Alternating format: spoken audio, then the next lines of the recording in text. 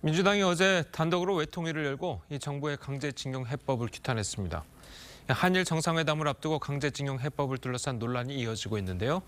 두 분과 함께 정치권 소식을 자세하게 짚어보도록 하겠습니다. 노동일 파이낸셜 뉴스 주필 그리고 김상일 정치평론가 나오셨습니다. 안녕하세요. 안녕하세요. 자, 먼저 어제 있었던 외통위 상황을 영상으로 보시겠습니다.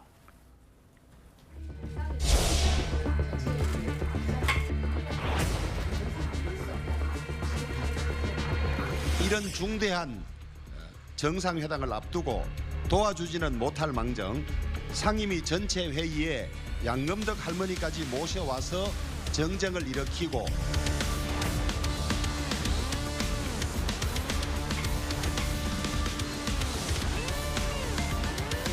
경술 국치 이후의 최악의 국가적 치욕이자 굴욕 외교다, 조공 외교 같다. 이렇게까지 정말 치욕적인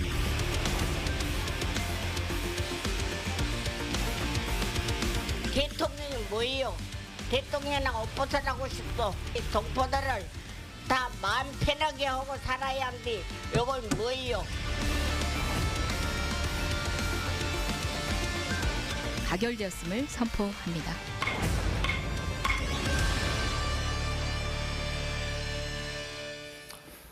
예, 이 여당이 불참한 가운데 야당이 단독으로 반쪽짜리 외통위를 열고 이 정부의 강제징용 해법 철회를 촉구하는 결의안을 채택했습니다. 자, 이 어제 외통위 상황은 어떻게 보셨습니까? 글쎄 여야가 싸움을 하면서도 가끔 그런 얘기를 하죠. 외교 안보 문제는 초당적으로 대처해야 된다 얘기를 하는데 예. 그게 다 헛된 얘기라는 걸 알 수 있는 그런 부분입니다. 지금 이제 어쨌든 좋으나 싫으나 간에 조만간 16, 17일이죠. 예, 윤석열 대통령이 일본을 방문해서 정상회담을 앞두고 있는데 우리 내부에서 저렇게 정말 싸우는 모습을 보이는 게 과연 한일 관계 해법에 도움이 될까 하는 그런 의문을 갖게 됩니다. 글쎄 이제 우리가 중국과 일본을 비교할 수는 없지만 중국이 일본과 수교를 할 때 돈 요구하지 않겠다 그랬습니다. 정말 도덕적으로 정치적으로 명분에서 우위를 점하겠다. 그런 얘기였고요. 우리는 그러나 한일 수교할 때 돈을 받았잖아요. 예. 돈을 받아 지금 따지면 엄청난 돈인데 그걸 통해서 결국 우리가 경제를 일으켰고 그래서 우리가 1970년대도 그랬고 또 2005년도에 노무현 정부 때 우리 정부에서 강제징용 피해자들에게 배상을 했습니다. 노무현 정부 때는 6,200억이라는 어마어마한 돈을 배상했습니다.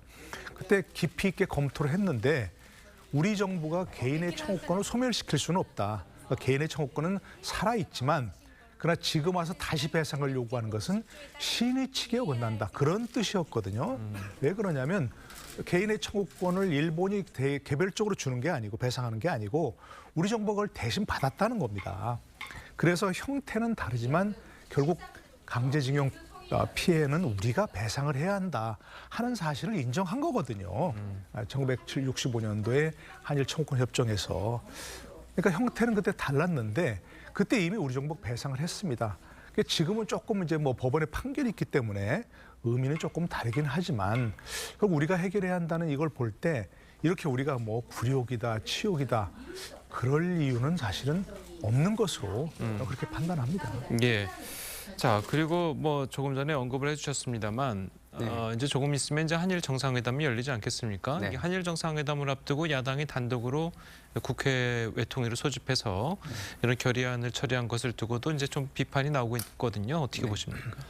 정상회담을 앞두고 야당이 좀 굉장히 곤란에 처한 대통령에게 오히려 협상의 어떤 지렛대를 제공하는 거일 수도 있다. 저는 이렇게 생각합니다. 예. 왜냐하면 지금 대통령께서 하신 그 피해 보상안은 어떻게 보면 굉장히 무리한 모험수예요. 이것이 미국과 일본의 호응이 없다면 정말 제가 볼 때는 정권의 존립 기반마저도 흔들 수 있는 굉장한 무리수입니다. 예. 그러면 이거에 대해서 야당이 이렇게 이야기를 하고 비판을 하는 것이 협상의 걸림돌만 될 것이냐, 저는 그렇게는 생각하지 않고요. 그리고 이런 상황은 저는 야당이 무리하게 이렇게 단독으로 결의안을 통과시키는 것도 문제가 있다고 생각을 해요. 예. 그런 식으로 하면 안 된다, 가능하면 안 된다 이렇게 생각하지만 그러면 이게 왜 이렇게 됐는지 한번 보자고요. 그럼 강제 피해자 그 강제동원 피해자에 대한 보상안을 독단적으로 결정하고 일방적으로 결정한 이 정부는 그러면 이 정부의 운영 방식, 국정 운영 방식은 맞는 겁니까? 그 역시도 해서는 안 되는 독단적이고 독선적인 방식이다. 그렇기 때문에 야당을 이런 그 모습을, 야당의 이런 모습을 비판하려면 먼저 본인들의 자세, 본인들의 도덕성 이거를 바로 하고 비판을 해야 하지 않을까 이런 생각도 듭니다. 알겠습니다. 자, 그리고 민주당은 어제 대일 굴욕 외교 대책위원회도 출범을 시켰습니다. 정부를 향한 파상 공세를 이어가고 있는데요. 출범식에 참석한 이재명 대표의 목소리부터 들어보겠습니다. 정말로 굴욕적인 우리 국민들께서 수치심을 느끼는 해결 방안입니다. 앞으로 굴욕적이고 일방적인 양보는 과연 어떤 일로 이어질 것인가에 대해서 사람들의 관심이 높습니다. 오히려 가장 나쁜 방식으로 끌려가게 되는 그 역사적 첫 출발점이 되지 않을까 하는. 예, 자, 연일 반일 공세의 목소리를 높이고 있는데, 자, 이재명 대표에 대한 거취에도 조금 관심이 모아지고 있습니다. 얼마 전에 이제 텔레그램 대화방, 의원들이 모여있는 이제 텔레그램 대화방에 7년 전에 본인이 올렸던 글을 다시 한번 소환을 했다고 그래요. 그 내용들을 좀 읽어보면 7년 전에 물론 썼긴 했지만 처음 겪어보는 등 뒤에 내리꽂히는 비수. 자, 이런 표현이 있습니다. 자, 이걸 두고 이번에 이제 체포동의안 때 민주당 내에서 이탈표가 나온 것을 두고 이렇게 표현한 것이다라는 해석이 나오거든요. 글쎄 뭐 일부에서는 또 이재명 대표와 민주당이 이렇게 강경하게 나가는 것이 예. 이재명 대표 본인의 또 사법 리스크 때문에 그렇다 얘기하는데 뭐 그렇게까지 해석하고 싶지는 않습니다. 예. 그런데 어쨌든 그 내용 자체만 보면 7년 전에 등 뒤에 내리꽂히는 비수라는 표현을 했는데 예. 본인도 뜻하지 의도하지 저 생각지 못한 그런 배신을 받았겠다 그런 거 아니겠습니까? 등 뒤에 꽂히는 비수라는 말이. 그러니까 지금 지난번에 그 이탈표 체포동의안 부결에 이탈표 나온 그 사람들을 배신자라고 생각하는 뭐 그런 소외라고 볼 수 있겠죠. 본인이 조작 수사의 피해자고 정치 탄압의 피해자고 또 뭐 먼지 한 톨 없는 사람이라고 얘기하는데 그것을 체포동의안에 찬성한 의견이라든지 부결해서 이탈해서 무슨 뭐 기권했다든지 이런 사람을 배신자라고 본인은 생각하겠지만 과연 그런 것들이 얼마나 설득력을 가지는지는 조금 의문이 드는 거죠. 더구나 거기서 보면 결국 마지막까지 당대표직을 사퇴하지 않고 고소하겠다 이런 얘기 아니겠습니까? 본인의 그런 생각에 반대를 하는 사람들은 배신자라고 하는 등 뒤에 꽂는 칼이라고 하는 그런 생각을 가진 걸 보니까 결국 이 대표가 지금까지 해왔던 그 생각에서 또 말해서 하나도 벗어나진 않았다, 바뀌지 않았다 이렇게 볼 수 있는 거죠. 예. 자, 그래서 지금 뭐 민주당 내 이제 강성 지지층들이 뭐 수박 논란부터 시작을 해서 이 배신자라고는 낙인을 찍는 그런 것들 때문에 이재명 대표도 자제해야 된다라고 이제 했었었는데. 이런 글을 올린 것은 그동안 했던 말과 좀 다른 거 아니겠습니까? 그러게요. 이 글을 올리면서 또 거기에 이제 쓴 글이 뭐냐면 당 운영에 대한 우려와 경계를 표현하신 것으로 생각한다. 저 감성적으로 약간 선동하는, 지지자들 선동하는 듯한 그 글과 이렇게 본인이 글을 쓴 거는 좀 결이 너무 다른 것 같아요. 당에 대한 우려와 경계를 표현한 것으로 본인이 이해한다고 한다면 이걸 지금 노동현 교수님께서 말씀하신 대로 지지자들이 느끼기에 어떤 배신으로 느끼게 하는 글을 첨부한다거나 이런 거는 좀 뭐랄까 이렇게 일관성에서 좀 다른, 결이 다른 글이 아닌가 이런 생각이 들고요. 예.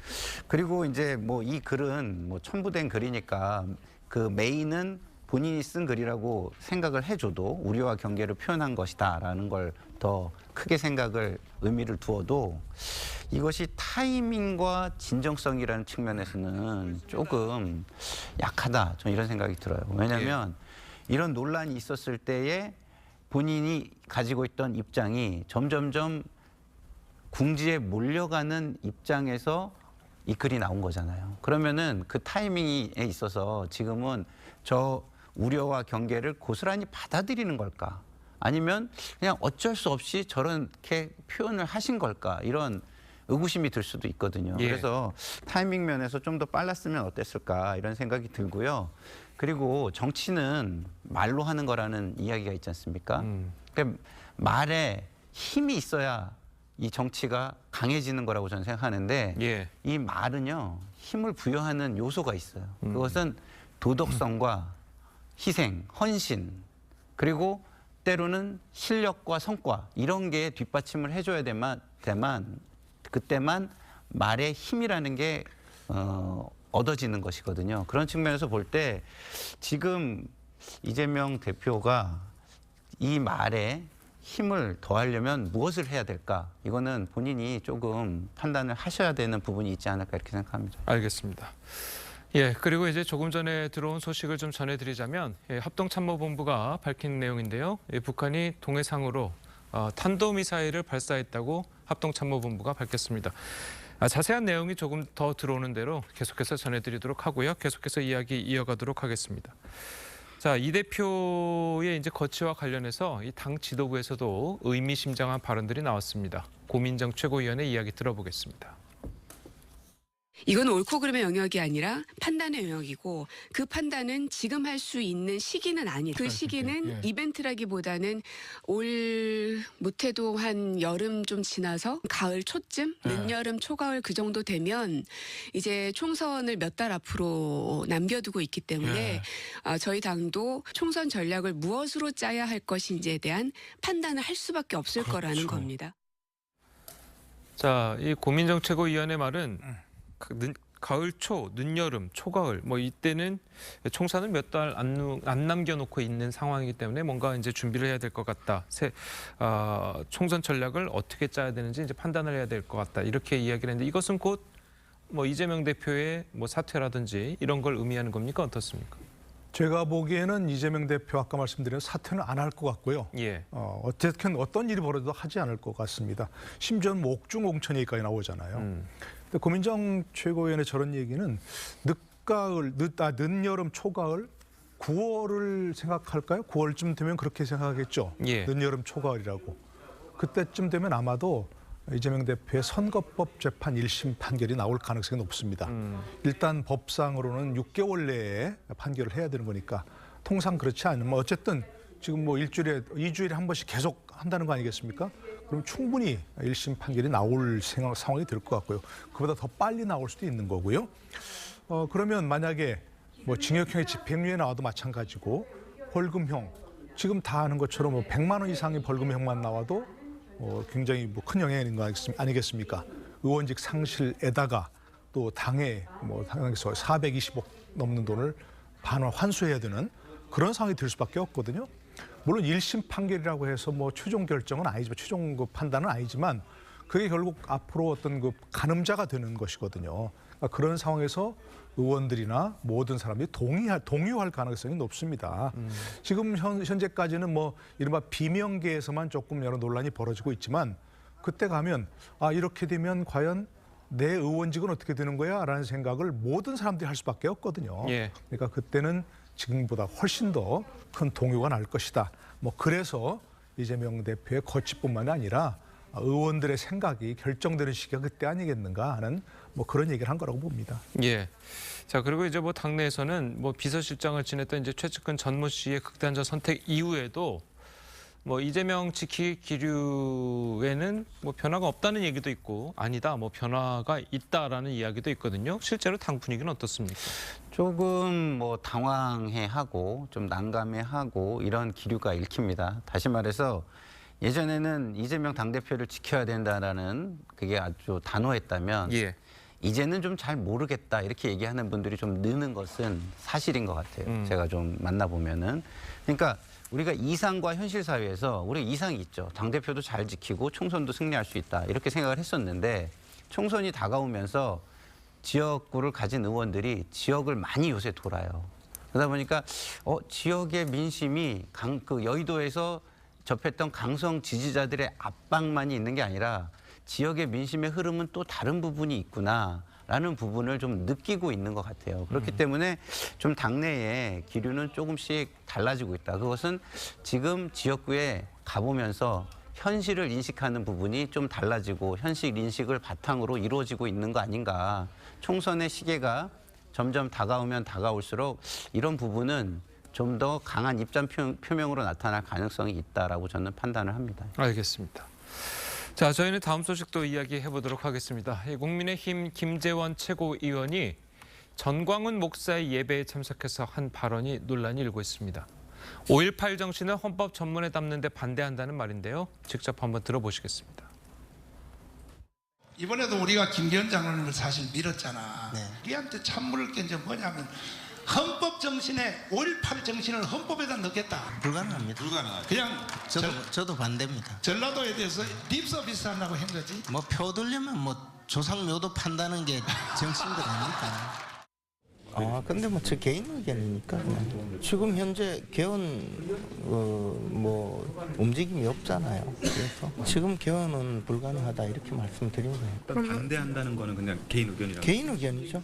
립 서비스라는 표현도 있더라고요. 그 자리에서 그냥 덕담을 한 거죠. 자, 개인 의견이라고는 하지만 당 최고위원의 신분이고 그리고 교회 예배라는 공적인 자리에서 한 발언이어서 단순히 이제 개인 의견이라고 하고 책임이 없다라고 치부해버리기에는 좀 상당한 논란이 있는 발언 같거든요. 그래서 옛말이 생각나는데요. 말로써 말이 많으니 말을 까노란 말이 있죠. 저분은 지금 말씀하신 대로 이제 그냥 개인, 뭐 의원도 아닌 개인 신분이 아닌 거죠. 바로 최근에 끝난 그런 전당대회에서 최고위원 되신 분 아니에요. 저렇게 얘기하면서 그것이 정치인인데, 노련한 정치인인데 어떤 파장이 날지 몰랐겠습니까? 저건 말이 안 되는 것이고요. 예. 그냥 지금 개헌은 불가능합니다 라고만 했으면 좋은데 5.18 정신까지 저렇게 얘기를 하고 하니까 저건 말이 안 되는 거죠. 물론 지금 이제 개헌 국면이 아닙니다. 그죠? 개헌 국면이 아니고 개헌이 된다 하더라도, 개헌을 한다 하더라도 저 5.18 정신을 헌법 전문에 넣는 것은 대통령의 뜻대로 되는 것도 아니고 김재원 의원 개인이 찬성하고 반대한다는 것도 그건 안 됩니다.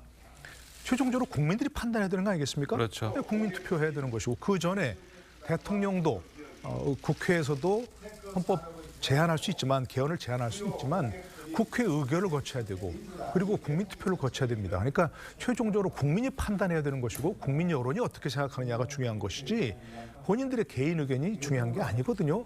근데 지금 저렇게 말해가지고 무슨 득이 있는 것인지 그리고 나중에 가서 뭐 개인 의견이다, 뭐 개헌은 불가능하다 얘기하는 것은 그 당시 그런 말이 나왔을 때 했어야 되는 얘기고 지금 저렇게 나중에 수습하는 그런 의견은 바람직한 게 아닌 거죠.